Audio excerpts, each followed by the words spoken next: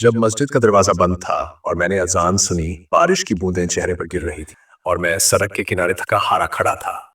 जिंदगी जैसे किसी भंवर में फंस गई थी।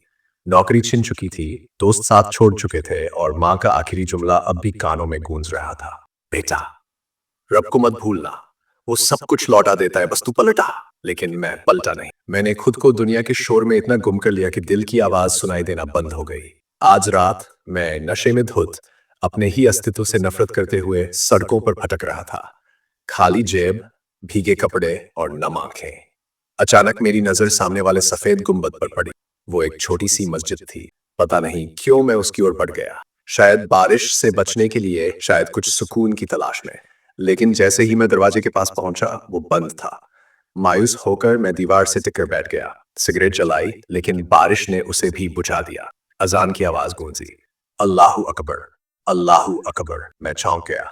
मस्जिद का दरवाजा तो बंद था, लेकिन अजान अंदर से हो रही थी। मेरे रोंगटे खड़े हो गए। किसने अजान दी? दरवाजा तो मैंने खुद हिलाया था। वो बंद था। कोई आदमी अंदर गया भी नहीं था। मैं उठकर दरवाजे से कान लगाकर सुनने लगा। अजान जारी थी। आवाज में एक अजीब सी खिंचाव थी, जैसे कोई मुझे बुला रहा हो। हया अल्लाह। मेरी आंखों से आंसू बहने लगे।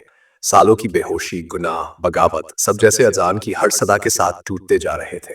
तभी मैंने पहली बार दिल की गहराई से अल्लाह को पुकारा, या अल्लाह, अगर तू मुझे अब भी कबूल कर सकता है तो मैं हाजिर हूँ। और जैसे ही ये जुमला मेरी जुबान से निकला, दरवाजा अपने आप खुल गया। मैं हैरान होकर अंदर दाखिल हुआ। मस्जिद में कोई नहीं था, न मुअज्जिन न नमाजी, मगर फर्श सूखा था और खुशबू वैसी ही जैसे बचपन में मक्का की गलियों में महसूस की थी। मैं सजदे में गिर पड़ा। न जाने कितनी देर रोता रहा, और जब उठा, मेरे अंदर का इंसान बदल चुका था।